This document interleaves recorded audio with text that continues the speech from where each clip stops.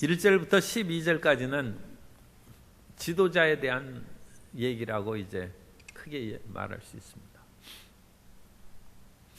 다윗이 인구조사를 했을 때 하나님의 책망을 받고 세 가지 중에 한 가지 심판을 선택하라고 했습니다. 그건 기근입니다. 또 하나는 칼입니다. 적군의 쫓겨나가는 칼에 위협을 받는 것. 또 하나는 전염병입니다.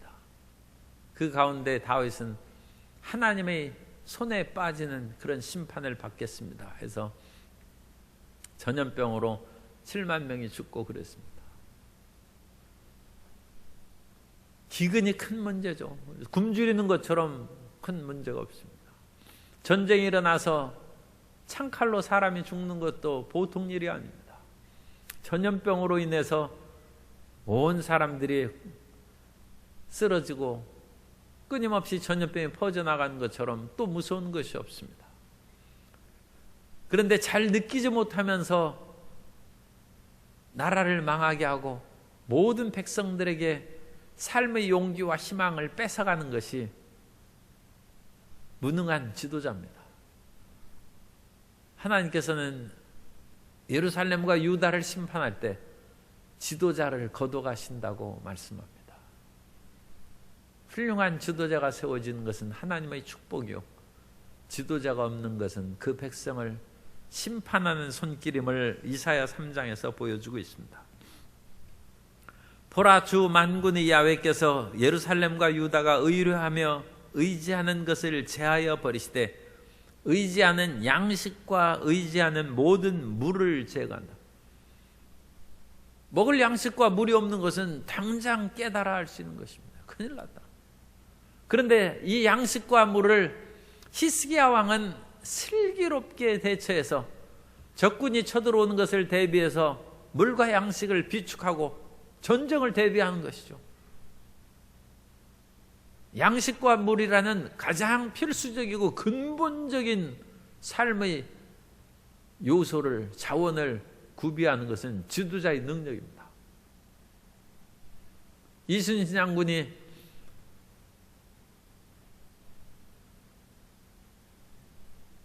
임진왜란의 그 모든 전쟁 속에서도 식량을 준비하고 없는 사람들을 모아서 군인을 만들고, 그래서 명량해전에서는 13척의 배로 133척의 외선을 물리치고 승리하였다는 것입니다. 지도자의 능력입니다. 그러므로 양식과 물뿐만 아니라 그 다음에 나오는 내용이 용사, 전사, 재판관, 선지자, 복술자, 장로, 50부장, 귀인, 모사, 정교한 장인, 능란한 요술자. 조금 거스리는 단어도 있습니다만 복술자, 요술자 이런 것들도 조짐을 얘기하는 능숙한 사람으로 해석하면 됩니다. 왜냐하면 다니엘도 박사입니다. 이 박수무당 같은 그런 그 당시 징조를 살펴보고 왕에게 앞으로 어떤 일이 진행될 것을 얘기해 주는 것이 박사들입니다. 그러므로 여기에서는 다 능숙한 지도자를 뜻하는 단어입니다. 하나님께서 사태를 미리미리 파악해서 준비하는 그런 지도자, 백성의 마음의 고통과 원한을 풀어주는 명재판관, 마음의 아픔을 달래주는 그야말로 따뜻하고 친근한 상담자, 그런 모사요, 도와주는 그 사람들을 하나님께서 제거해 버리신다는 것입니다. 어디 가서 호소를 해도 마음의 위로를 못 받아요. 자기 마음을 시원하게 해주는 사람이 없어요. 그래서 이 말이 이제 또 그렇게 됩니다만, 어느 민원을 내고 관공서에 찾아가도 이게 뭐 응답이 안 돼. 여기 가고 저기 가도 여러 군데를 다녀도 문제가 해결이 안 돼. 재판의 그런 모든 것들도 속 시원하게 판결이 되지 않는 것 같아.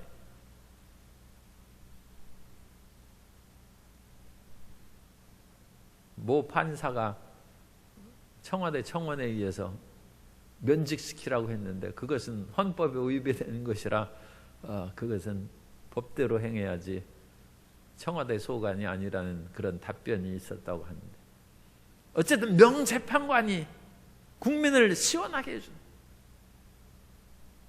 옛날 중국에는 포청천이 있어서 탐관오리들이나 그야말로 왕의 친인척들로 인한 어마어마한 비리들을 가차없이 그냥 해결한, 그 사람은 목숨을 걸고 재판을 하는 것이죠. 그 위에 사람들 눈치 보면 백성들의 마음을 보듬어주고 그들의 마음을 시원하게 해주겠습니다. 군인이 능숙한 군인이 돼야 백성들이 안심하고 잠을 자고 쉼을 쉴 수 있고, 경찰관과 소방관이 능숙해야 사회가 평안한 것입니다. 그런데 그런 지도자들이 없어요. 각계각층에서 사람들이 다 자기 안위만 생각하지 멸사봉공의 그런 지도자가 없어요. 그 하나님 심판이라는 것입니다. 그래서 4절에 보면 그가 또 소년들을 그들의 고관으로 삼고 아이들이 그들을 다스리, 이게 어리석은 지도자들입니다. 미숙하고 어리석은 지도자들이 고관으로 삼고 그들을 다스리게 하신다는 것입니다. 아니, 저런 사람이 어찌 우리를 다스리냐 하는데 기가 막히도록 참 통탄스러운 일이죠. 그런 사람이 다스려서 백성들이 서로 학대하고, 왜 서로 물고 뜯고 싸웁니까? 이거 뭐 위아래도 없어요. 각기 이웃을 잔해하며 이웃끼리 서로 싸우고, 아파트의 그런 경비하고 돌보는 사람들을 그렇게 학대하고 이웃 간에 층간소음이 있어 그거 참 견디기 어려운 것이죠. 서로 이해하고 조심해야죠. 그런데 뭐 그런 거 없어요. 그냥 목소리 크고 힘 있고 그냥 여러 명 남자들만 있으면 그냥 가서 두드려 부수는 것입니다. 그래서 아이가 노인에게, 비천한 자가 존귀한 자에게 교만할 것이다. 30대 운전자가 60대 그 유턴한 운전자를 폭행해서 쓰러지게 만들었어요. 세상이 위아래도 없고 아무것도 없어요. 사회의 모든 어지러움이 지도자의 빈곤이라는 것입니다. 지도력이 사라졌다는 것입니다. 그래서 6절에 보면 혹시 사람이 자기 아버지 집에서 자기 형제, 이건 대가족을 말하는 거예요. 자기 형제를 붙잡고 내게 통치자의, 그러니까 밖에 나가서 입을 수 있는 지도자로서 두루마리라도 내가 한 벌 있으니까 너 그 두루마리 입고 가서 우리의 지도자 통치자가 되라 하면, 7절에 그날에 그가 소리 높여 이르기를 나는 고치는 자가 되지 아니하겠노라. 고치는 자가 난 안 된다는 것입니다. 이 고친다는 것은 하바시라는 단어를 쓰는데, 하바시는 치료하는 자, 통치하는 자, 그런 뜻입니다. 몸의 병을 치료하는 것도 그런 의미고, 사회를 치료하고 고치는 자. 그런데 유능하고 똑똑한 사람이 나는 사회 안 고친다는 거예요. 이런 사회는 무너지고 망해야 된다는 것입니다. 이 나라에 어찌 인재가 없겠습니까? 그런데 이 땅에 그와 같이 조심스러운 얘기입니다만 그런 훌륭한 후보, 대선이라든지 각 지도자의 후보들이 잘 눈에 안 보이는 것처럼 보이는 것은, 지금도 훌륭한 분들이 많이 있습니다. 그런데 그렇게 뚜렷한 그런 대선의 후보들이 나타나지 않는다. 그렇다면 왜 지도자가 없겠습니까? 그 지도자들이 나난다는 것입니다.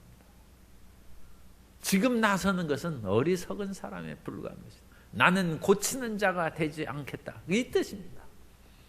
하나님께서 지도자를 그냥 전면에 나서서 이순신 장군처럼 죽어도 나는 백의 종군하고 나라를 위해서 싸우다가 죽겠다. 그런 지도자가 세워지는 것은 나라를 구하는 것이고 하나님의 축복입니다. 그런데 할 만한 사람도 숨어버리는 거예요. 고치는 자가 되지 않겠다. 오늘날에는 참 현대의학이 발달해서 사람들을 많이 고치죠. 그런데 우리가 그냥 전설처럼 듣는 옛날 명의들은 딱 보고 이거 못 고칩니다. 집에 데려가셔서 소고기국에 쌀밥 해서 잘 드시게 하시고 그냥 편안히 돌아가게 하시라고, 데려가시라고. 잘 모시고 가서 병원비 약값 그렇게 들 필요 없이 고기국 사 드시고 즐겁고 화목하게 여생을 보내게 하시라고. 그런데 오늘날 현대 병원에서는 그런 명의들이 수두룩한지는 몰라도 아무도 돌려보내지 않아요. 무조건 집에 그냥 병원에서 누워가지고 산소호흡기 꽂고 그냥 다 호스 꼽아가지고 그냥 생명연장. 정신도 하나도 없어요. 가족도 면회도 요즘 같은 못하죠. 그게 명의인지 어리석은 의사인지 알 수가 없어요. 사람이 마지막을 정리할 수 있도록 그 시간을 주고, 그거 명의입니다. 그리고 그런 식으로 온 가족이 마음을 준비해야죠. 정비해야죠. 언제 돌아가시는지도 몰라. 병원에 그냥 맡겨요. 고치는 자가 없어요. 고치면 고칠 수 있다고, 못 고친다고 그걸 선명하게 해줘야 되는데 그것이 없어요. 그냥 무조건 붙잡아서 한 달, 1년 끊임없이 그냥 놔둡니다.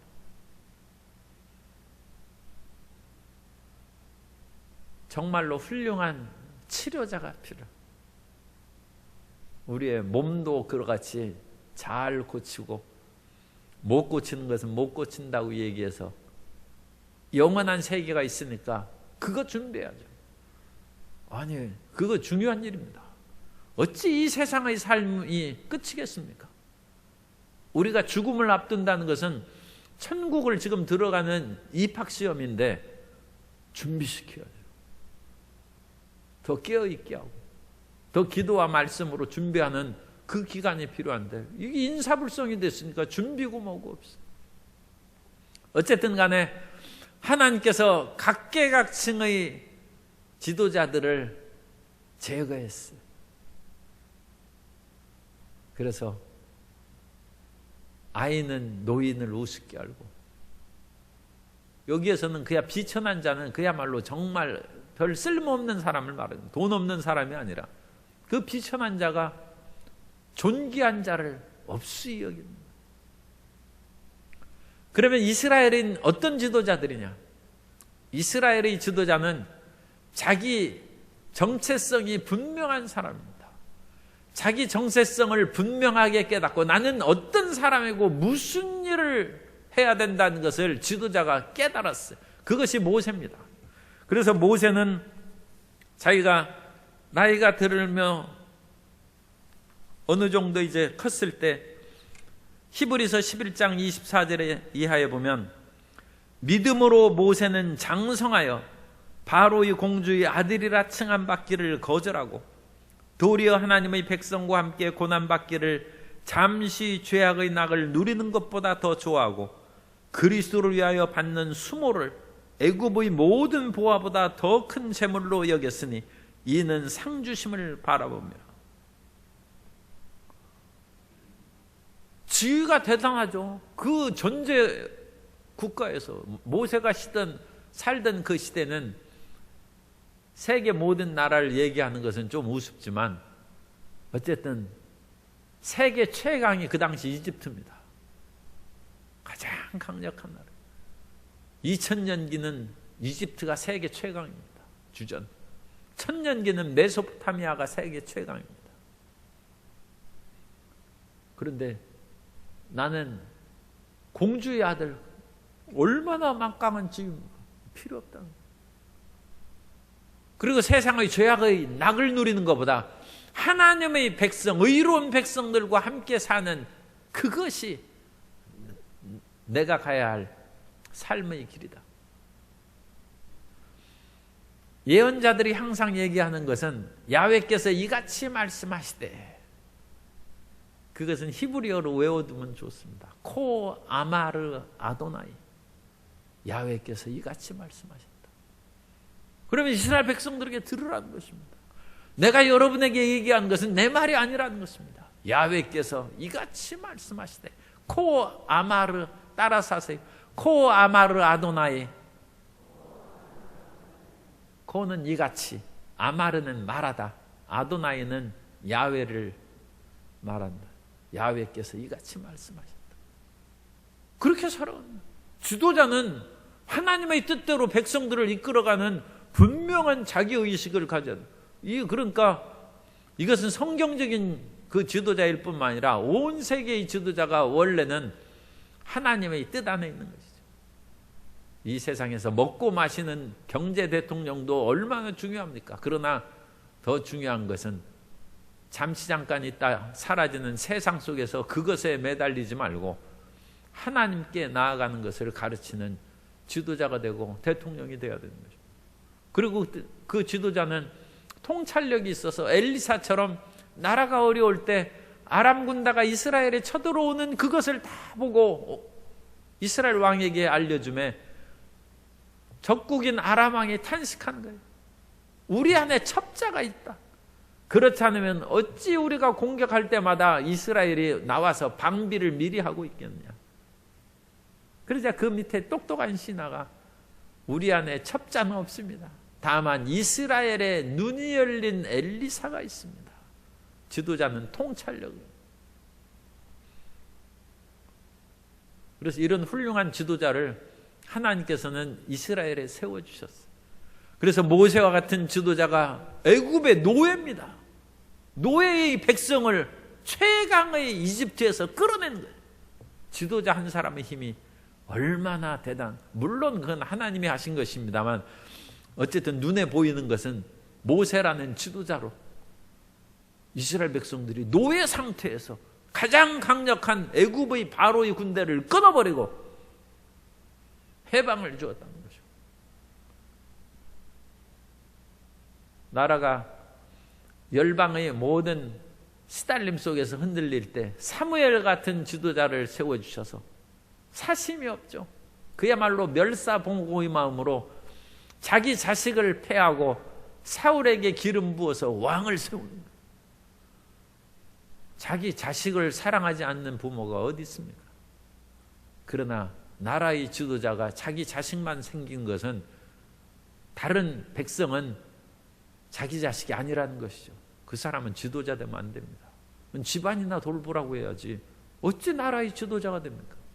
나라의 지도자는 모든 백성을 자기 자식처럼 똑같이 해야 돼요. 사울은 사심이 없어. 사무엘은. 그래서 사울을 왕으로 세우는 거예요. 이런 위대한 지도자들을, 기라성 같은 지도자들을 이스라엘에 세워줌으로 사실 그런 지도자를 세워준 것은 성경 쓰기 위해서 하나님이 하신 것이죠. 그래서 모든 만민이 성경을 읽고 깨닫게 하기 위해서 하신 것입니다만 어쨌든 이스라엘은 선민이요 복받은 백성입니다. 이스라엘에 그런 훌륭한 지도자들이 출현한 것입니다. 그래서 그 작은 나라가 지금 수천 년 동안 이스라엘을 무시하는 국가가 없어요. 노벨상도 그야말로 거의 3분의 1이나 되는 어마어마한 숫자가 이스라엘 유대인에서 나왔습니다.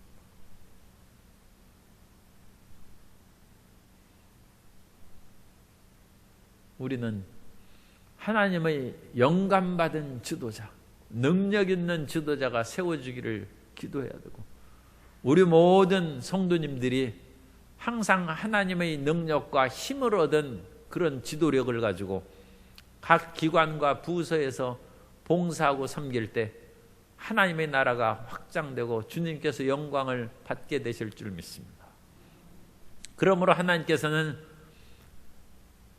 집의 가장을 없애버리면 그 집이 세워지겠습니까? 그리고 그 가장이 어린아이같이 자기 일만 하고 무능하면 그 집이 세워지겠습니까?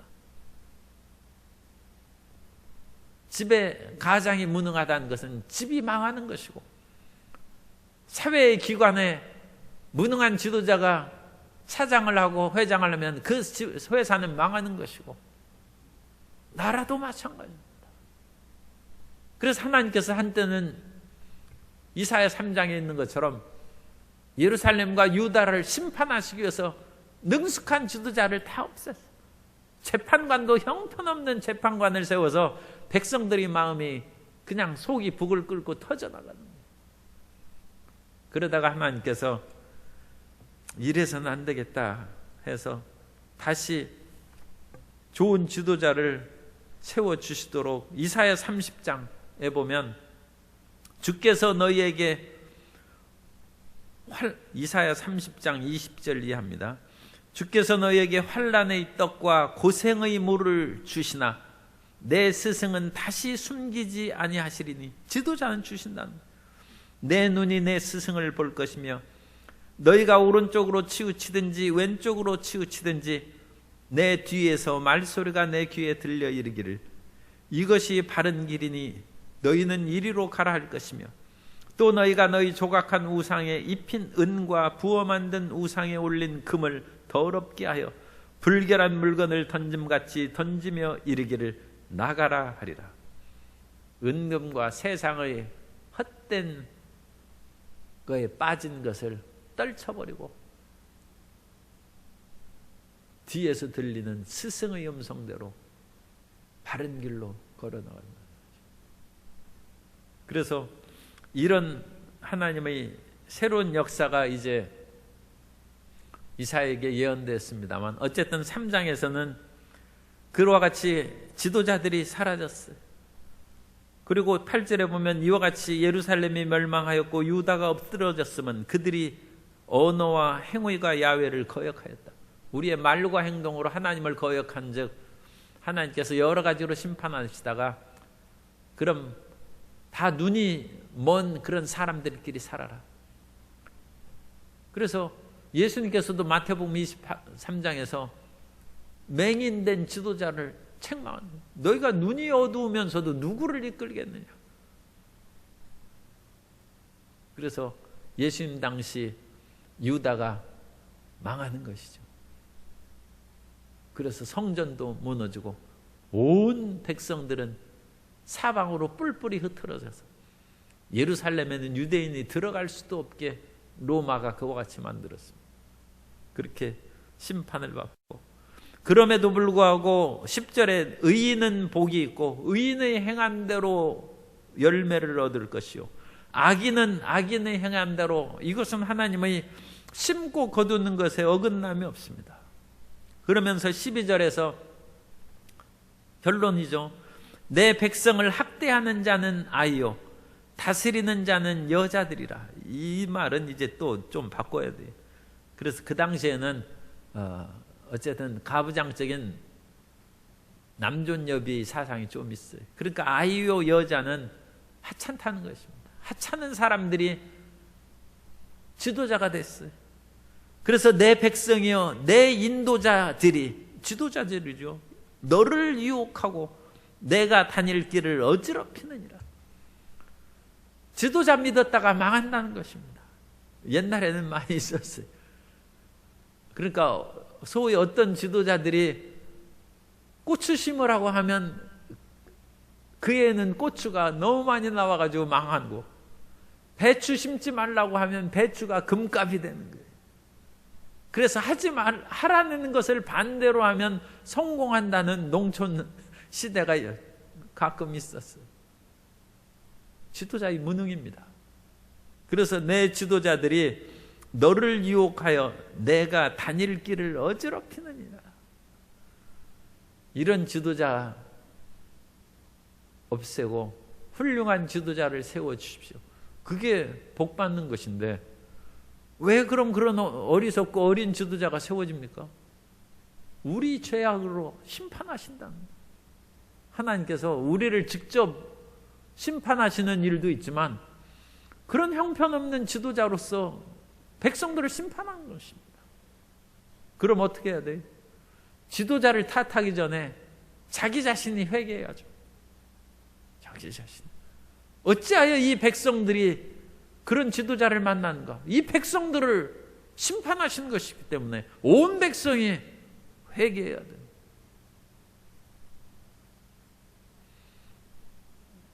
지금 우리는 어쨌든 국가적으로 훌륭하게 잘 진행되는 것으로 믿습니다만, 그래도 더 훌륭한 지도자가 계속 출현해서 더 나라가 발전하기 위해서는 우리 백성들의 말과 행위가 하나님의 뜻에 합당해야 되고, 그러면 하나님께서 우리가 연약할지라도 이순신 장군 같은 지도자를 주셔서 주변의 모든 강대한 나라들도 물리치고 번영하고 발전한 대한민국을 세우고, 번영하고 발전하는 우리의 회사, 우리의 가정을 세우고, 무엇보다도 번영하고 성장하는 교회를 세워주셔서 영광을 받으실 줄로 믿습니다.